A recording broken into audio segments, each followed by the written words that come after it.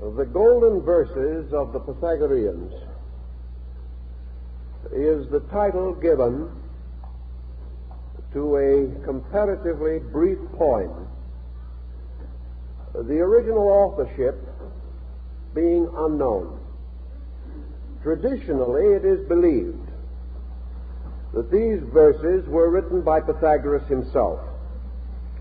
There is much to indicate the possibility, but the actual facts are not available.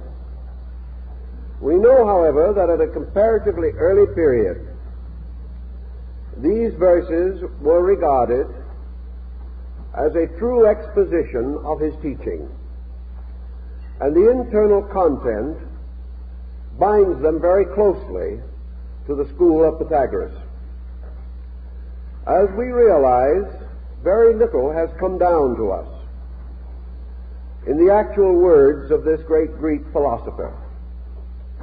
He is recognized and revered principally for the mysterious impact which he bestowed upon the entire field of classical learning.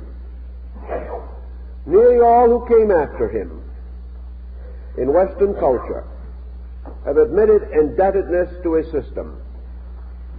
Yet this system has survived mostly through interpretation and commentary by other persons.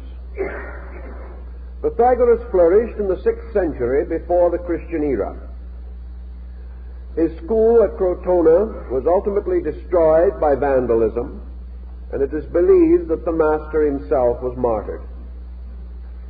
At the time of the destruction of the academy, or institute, the buildings were burned, and it is assumed that this is the cause of the loss of such manuscripts or documents as might have survived about him. We also know that he was little given to placing his teachings in written form. He taught mostly in person and by conduct, and therefore only those who received advancement within his school were permitted to have direct contact with him and to receive orally the instruction which he bestowed. Some fragments in writing, either his own or notes by his disciples, did survive. These have more or less disappeared in the course of time, unless we are to assume that the best of them have been gathered into the Golden Verses. One of the outstanding interpreters and commentators upon these verses was Heracles, and we are indebted to him for the form and beauty with which the verses have descended to our time. Nor should the student expect to find within this brief structure any elaborate dissertation upon Pythagoreanism. As again might be suspected from the nature of the man, the verses are very largely a summary of the practical aspect of philosophy. In these verses, a way of conduct is exemplified, and the truth seeker is brought into gentle but strong association with the Pythagorean mood about learning.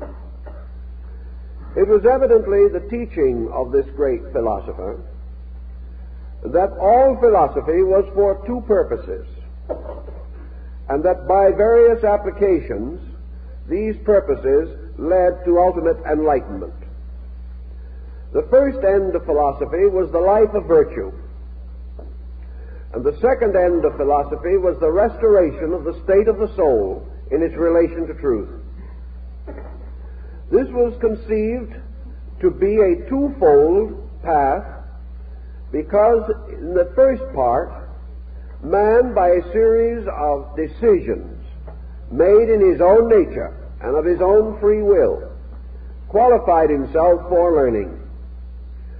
The second and following part assumed this qualification had been attained, and that from that point on, the mind and the reason, liberated from ignorance and error, could proceed directly toward the contemplation of reality. The verses are a sort of Orphic hymn, much in the classical mode of the time, and begin with the importance of man establishing the practice or habit of venerating naturally and simply that which required or invited a veneration.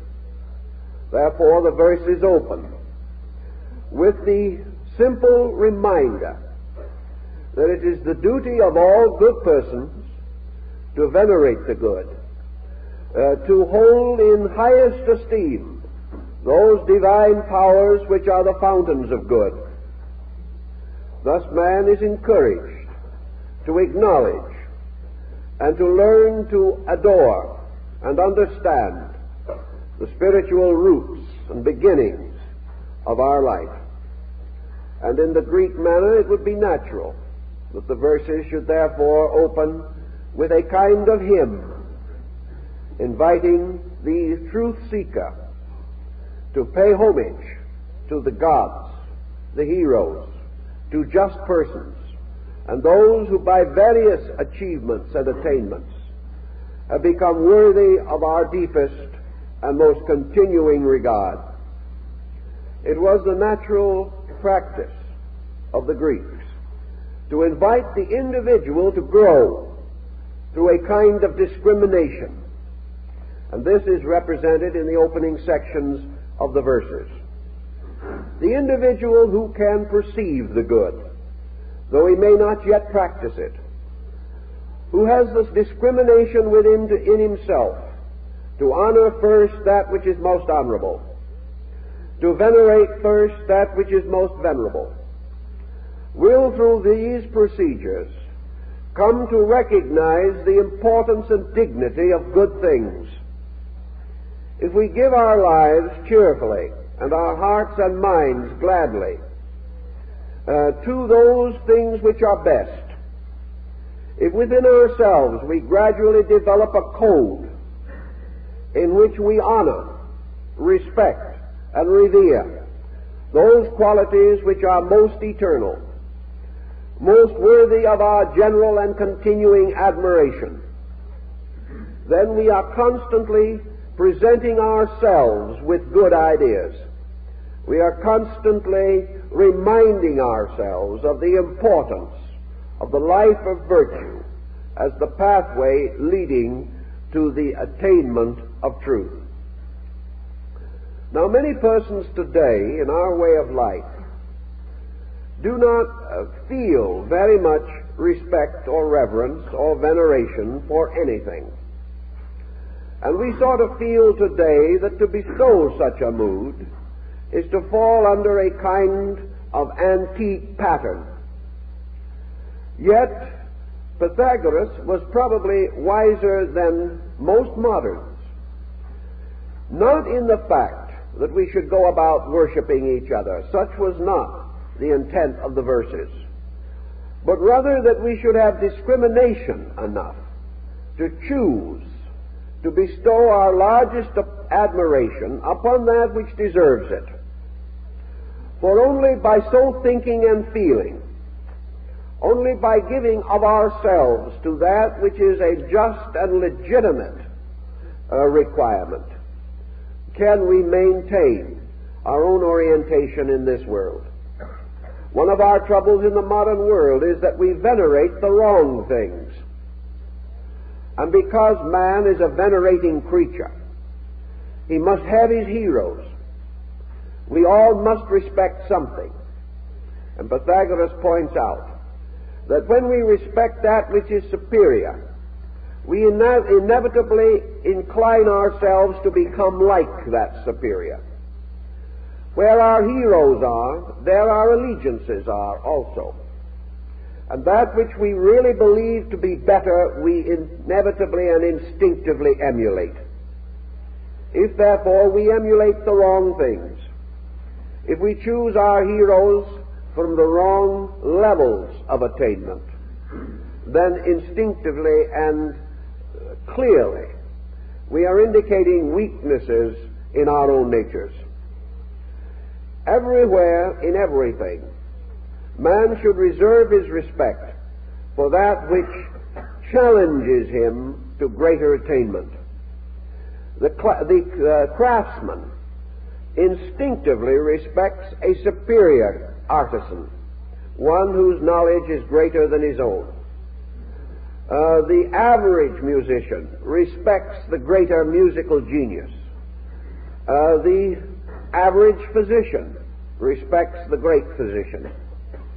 All of us are inclined to respect achievement in fields that we understand. And this instinct should lead us ultimately to recognize the need to venerate those great principles in the universe, which are the fullness of all qualities, which today we recognize and practice only in part. If, therefore, in any generation we examine those persons or things most admired and respected, we come into a valuable psychological key to the qualities of that generation, to its instinctive interests and indifferences. If we then are to progress along the way of philosophic enlightenment, we must begin to respect those qualities, those beings, those principles in nature toward which we are striving, and which we must visualize, at least within ourselves, if we are to have the courage and industry to proceed to the attainment. This then becomes a continual, gentle remembrance of great and good things, and our willingness to choose between good, better, and best, always seeking to discover the best, and by so doing to challenge ourselves to be like the best. I think this more or less summarizes the opening thought of the verses. From this opening thought, we then move naturally to the beginnings of philosophy. And these beginnings have to do with the refinement of conduct. All growth begins with a kind of dedication. The individual cannot proceed unless he regards the end to justify the effort. Unless he has purpose, he will never move directly toward it. Unless he has an archetypal conviction, he will not live according to that conviction. Thus we come upon what might be termed the theological overtone of the verses, namely the man gradually experiencing within himself, through learning, through observation, through association, gradually experiencing the fact that there is a better way of life than that which we commonly live, and that this better way of life has rewards and opens doors and brings consolations that the lesser way of life cannot experience. Thus the verses invite the individual to recognize that a superior way of life is man's protection against those conditions which arise from an inferior way of life. That growth is continuous, and that therefore man is constantly seeking nobler and fuller expressions for his own internal resources. Thus, the beginning of man's life of discipline is not effective unless this discipline is purposed. The individual cannot discipline himself, nor will he find the incentives or the moral support of his own energies unless this discipline is purposeful, unless it becomes the most important thing in all the world. The individual will not have the energy and the continuity and the dedication to carry it on toward the attainment of self-improvement. Pythagoras obviously knew in his time, we find records historically bearing upon these matters, that the average person, though he be uncomfortable, miserable, variously dilemmaed, does not in all these negative circumstances have sufficient energy or sufficient inducement to correct his own way of life. He is rather hope against miracles, phenomena of some kind which will save him in spite of himself. He seeks to surround himself with comforts to substitute for the absence of securities. He is forever compromising because his incentives and his inducements are not great enough. Now, the Pythagoreans were well aware that man's inducements must clarify with his growth. The individual in a state of ignorance cannot be certain of those great good things which are the ends of wisdom. Yet discipline comes to him from another source, whether he be certain or not. And this source lies in the religious conviction of his peoples. In those days, of course, what we would term today the agnostic or the atheist were rare. There were not great numbers of persons who were unbelievers, who did not have some faith or substance of belief in themselves. Therefore, the beginning of this discipline was to a degree simple religious virtue. The individual standing in the presence of the Decalogue delivered by Moses, or listening gently and quietly to a reading of the Beatitudes, was moved not by reason, but by faith, by the recognition that these words, these commandments, these great institutes were wise, were benevolent, and were so considered as to make life best for him. So the beginning of the life of virtue is the acceptance of the divine way, as brought by revelation, by teachers, by venerated prophets, and by the great spiritual leaders of the race. Under these conditions, the individual may turn to piety simply because it is the good way, not because he understands why, but because he knows in his daily conduct that persons who live this way are better friends, better relations, more honorable associates in all the walks of life. He learns in his daily living that we finally depend for our safety in this world upon the honor of others, and that this honor is important to us, and that our honor is important to them. Thus, the honorable life must precede the life of discipline. It must be a way in which, for reasons commonly obvious, we do those things commonly approved as good, maintaining constantly with it the simple faith that the performance of these good things is not only acceptable to our fellow men, but is in harmony with the great religious and spiritual universe in which we exist.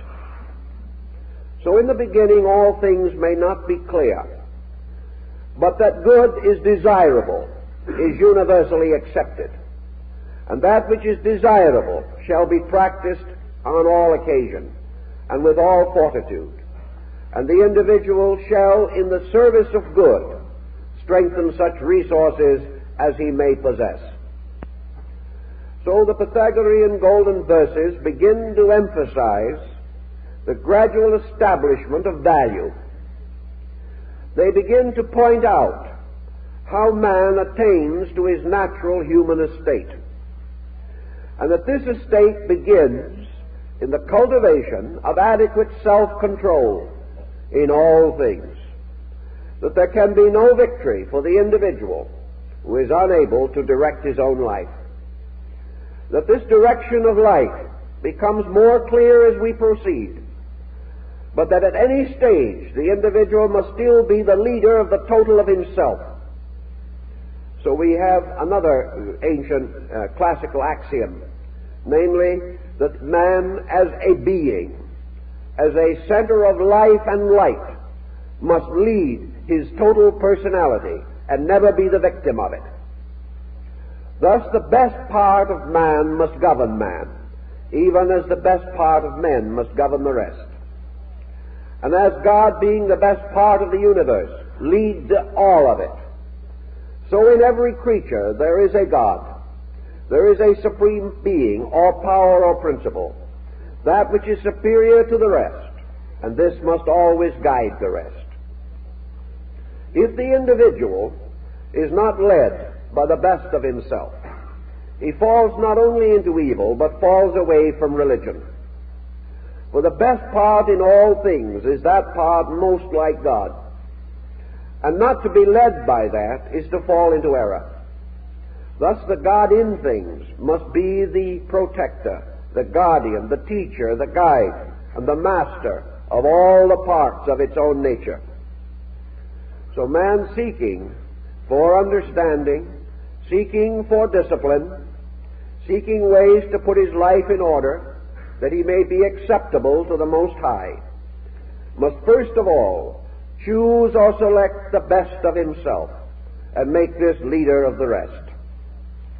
Now, in the Pythagorean system, being a philosophical school, it was assumed that in man that which we call reason is the best part.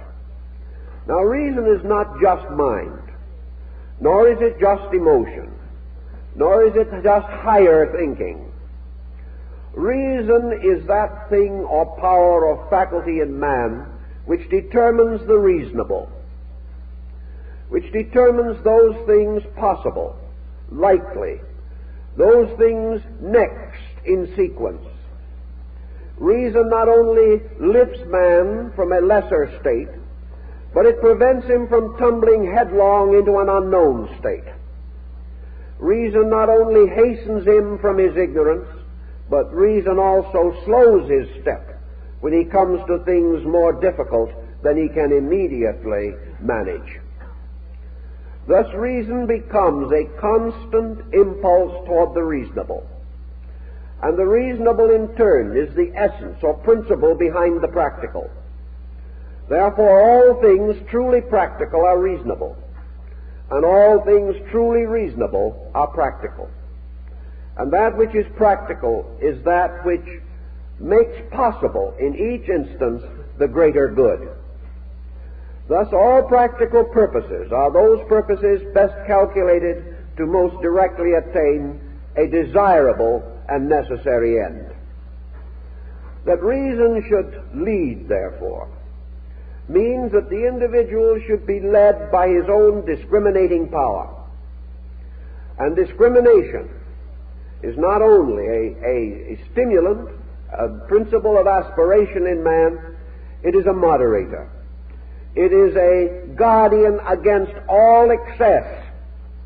And Pythagoras was one of the first to point out that aspiration not controlled by moderation can itself be an excess, and that there are many virtues which, if over-practiced, become vices, and nearly all virtues separated from the total pattern of the way of virtue, isolated and broken off from the parent stem, will themselves lead to confusion and discord. So the reasonable must in all other things be the governor, most suitable to be venerated, most worthy of our admiration. And by the reasonable, the Pythagoreans pointed out that in man these reasonable powers are like the divine powers of the universe. They are not only the guides, but of themselves and in themselves. They are the sources of the reasonable world, a world of things essentially good, until through ignorance and through man's own lack of discipline they are brought into inharmonious proportions and relations. Thus man is to be guided and led by the reasonable, by the cultivation of his own faculties and powers, so that he may become a reasoning being. Now reasoning also points out that in life nothing must be done without a reason, and nothing for which there is a reason may be left undone. So the Pythagoreans were very strict on this point, that the moment it becomes obvious that we have a need, that need must be met. And it must be met in a manner that is in accordance with the laws governing right action. And in everything, a problem always implies that man has not yet focused his own reason and his resource upon some circumstance of life. Man can never be problemed by that which is less than himself, but he is always in the presence of problem when he deals with that which is in excess of himself. Therefore he must grow, and solution is always the enlargement of himself, so that he becomes greater than the problem that confronts him. Now the reasonable, if it is once enthroned as the governor of life, and its responsibilities and its proprieties are delineated, the reasonable then begins to demand of man that he unite all other resources in its service, that all things must lead to a fulfillment of reasonable ends and purposes, and that man's composite nature must serve his enlightenment, contribute to it, and assist him to grow more rapidly. The Pythagoreans then begin their natural disciplines, the disciplines of reason, by telling the individual to look into himself. And to look into himself, they established a discipline which is strongly emphasized in the golden verses. And this is the discipline which we might call retrospection. That every person at the end of his day must sit down and turn his own life into a text for his own enlightenment. Most of us are so busy contemplating the works of others, disagreeing with the opinions of others, and dissatisfied with the conduct of others, that they totally ignore self-analysis. Yet self-analysis is more vital to man than the analysis of anything else. For by self-analysis, man begins to prepare the disciplining of his own conduct. Thus, to the Pythagoreans, philosophy is not an intellectual pursuit. It is a way of life. It is life under the discipline of the reasonable. And any abstraction that cannot be immediately associated with immediate conduct must be held in suspension until the proper time. The mind shall never go into vagary. It shall never substitute intellectual activity for discipline. It shall never retire into a contemplative existence by which it is permitted to ignore conduct. The individual is not to sit in a mountain somewhere looking down indifferently upon his own conduct. He must grow through his conduct and must use his own personal experience as the great text which will lead him toward the life of discrimination. If he becomes sincere in this, if he is honest, he will then be able to look back not only upon the preceding day, but perhaps upon preceding years, and begin to benefit by the things that he has along the way rejected. Man is forever rejecting truth. The moment this truth appears uncomfortable, the moment it differs from his own personal pleasure, will, design, or opinion, he promptly forgets it or ignores it. But out of his retrospection, he may restore it again as a guide and lead to conduct. In going back through the day, the verses tell us that it is the duty of each individual to perceive through contemplation those procedures which he has practiced and the results which they have attained. He should search for those things which he has done well and observe the useful consequences. He should perceive those things which he has not done well and notice how they brought misery or misfortune upon himself and others. He must search out also the good things which he has not done, which had he performed them would have gained advantage to his world or to himself. Also the things which were bad which he has performed, and should gradually use his own life as a textbook. He may always say to himself in the Pythagorean mood, if I am not happy, if I am not adjusted, if I am not constructively dedicated, then there is something wrong with me. Now, Pythagoras makes this tremendous point, that it is utterly worthless for an individual to be miserable and at the same time say that he is right. He cannot. He may be right in a sense, but that sense is not great enough. He may have been true to the wrong things. His insight may not have been great enough to lift him above the level of problem. But the individual who cannot solve his problem in some reasonable way is not, as yet, capable of regarding himself as above error. He is imperfect, or his works are perfect. And that which is essentially true will never result in that which is essentially untrue. Always, then, the individual's discrimination must be strengthened through the observation and reflection upon the consequences of immediate conduct.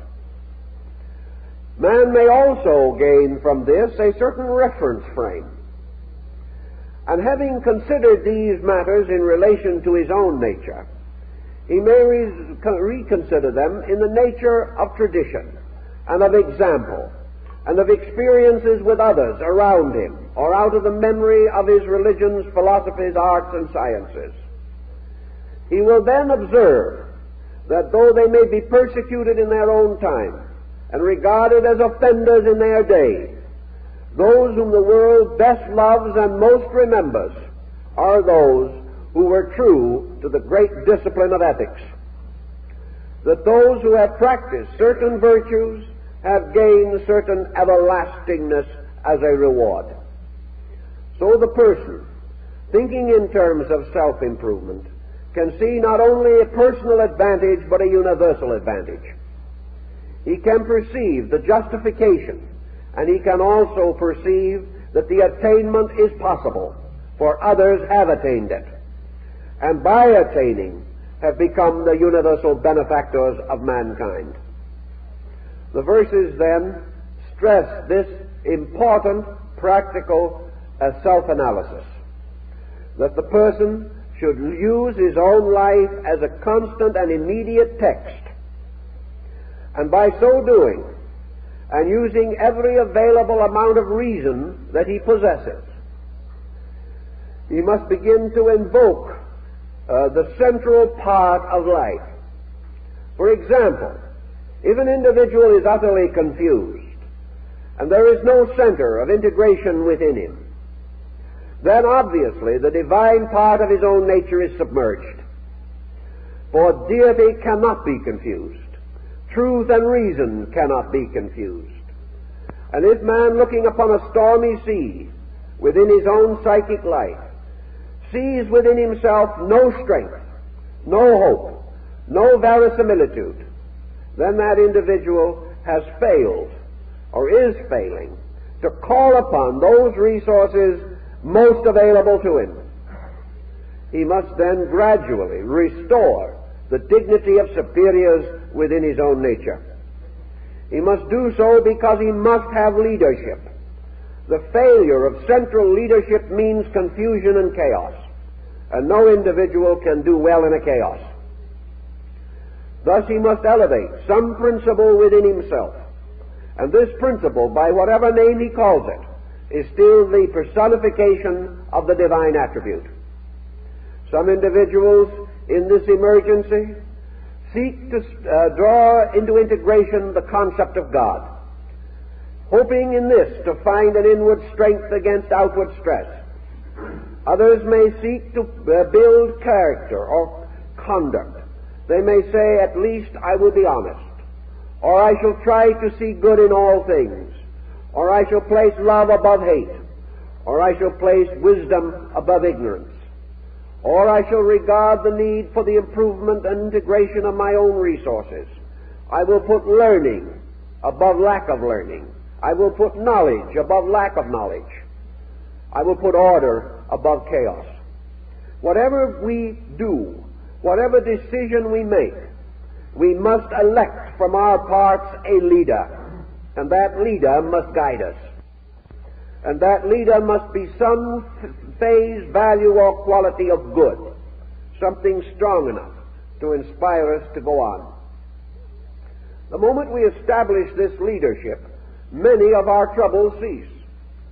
Most of our chaos and confusion is overcome. The golden verses state it rather modestly.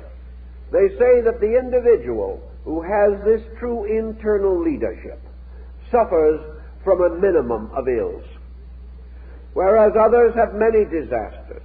This leadership gradually reduces disaster. We may not immediately dispel all of it, but that part which we cannot dispel, we are now enabled to meet and carry with natural dignity.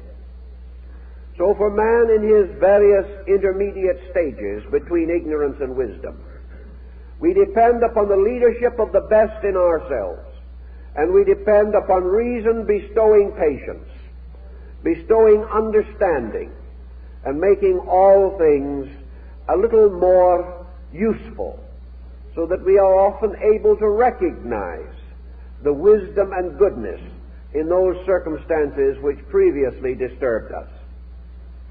Little by little, through these disciplines, then, we begin the integration of a useful and constructive life. Now, the Pythagoreans imposed the discipline of reason upon the immediacy of conduct in this way. They said that man naturally is responsive to impulse, and that in a moment of emergency, the impulse comes first and the reason comes later. Therefore, it is up to man to remove emergency as far as conceivably possible from his entire pattern of life. Emergency is not as stupendous, tremendous, or inevitable as we think. That which most frequently and easily corrects or prevents emergency is moderation. Nearly all emergency arises from an immoderate situation. Emergency, for instance, arises when we have delayed too long in the use of judgment. Emergency arises when we come into the presence of the unexpected, when in sober truth we should have expected long before. Emergency comes with the impact of a sudden incident, yet there are very few sudden incidents in life. Thus, emergencies may be reduced. There are some which we probably cannot immediately cope with. But the daily emergencies which lead us to the common mistakes, which in turn gather to cause an unhappy life, these emergencies are most of them to be easily prevented, easily met, if the individual will use discrimination and will be led by the principle of wisdom within himself. Thus, our life to escape emergency must be, says the verses, the life of moderation. Moderation, for instance, in itself cuts away from us much discord. Moderation in all things will not only assist us to rule our affairs more adequately, but will liberate much of our time from the burden of critical situations. Moderation also prevents those excesses of temperament by which we push matters too rapidly, or also will prevent us from permitting emotion to dominate conduct in a critical situation. Moderation is the reduction of excess. It is the reduction of ambition to reasonable bounds, itself something that will protect health, happiness, and help to strengthen the relations of life. I was talking to a family not long ago in which the family is bankrupt simply because the man of the family is inordinately ambitious. He is so ambitious to attain certain things that he is neglecting life itself for these things. And in all probability, if he continues his present course, he is heading into a nervous breakdown, or he is heading into a heart difficulty. And this ambitious man, who has had no time to live as a father, a husband, and a friend, will probably drop dead in his 50s, without ever having achieved the natural good things which life could bestow. Naturally, his attitudes are warped by the lack of social adjustments, and he is a poor person because his ambitions have never been moderated by other values. Always, moderation releases energy from things inferior and dedicates it to the attainment of things superior. Moderation in living reduces the jealousies and envies of our associates. When we try to live beyond our means, we make enemies. We also destroy the trust that people have. And when we become hopelessly in debt, we destroy our own security.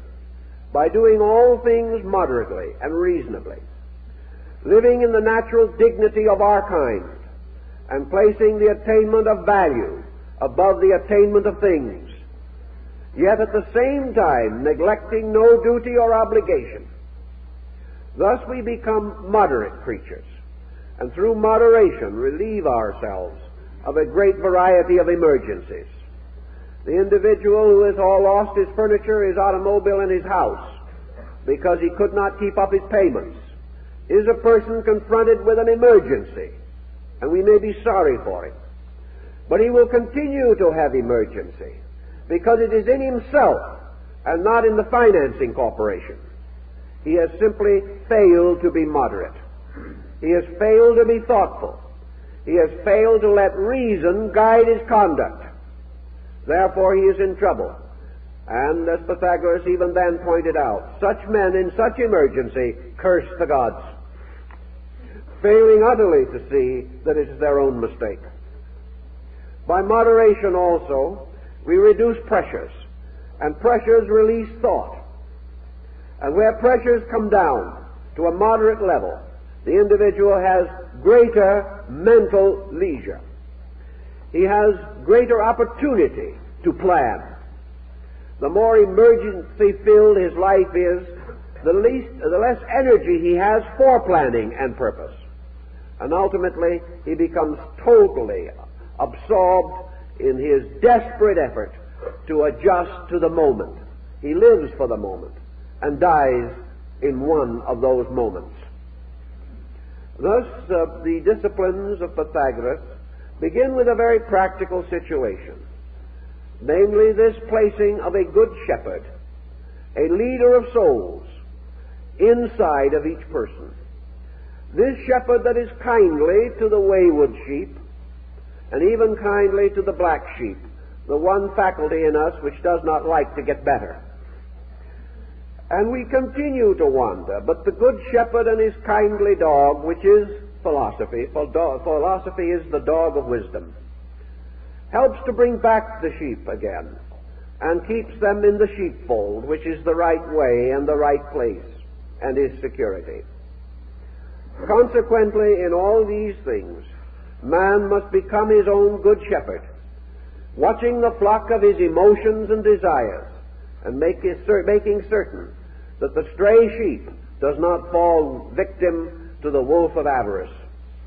If he is careful, thoughtful, and loving in these pursuits, he is already tempering himself, beginning to have the possibility of internal experience. For actually, when we put our outer life in order, we free our inner life. We give it an opportunity to do those things and be that thing which is right. Now, as we begin to overcome these weaknesses, we clarify the values in terms of internal. We discover that the ways of the internal are more beneficial, more pleasant, more useful than the ways of the external.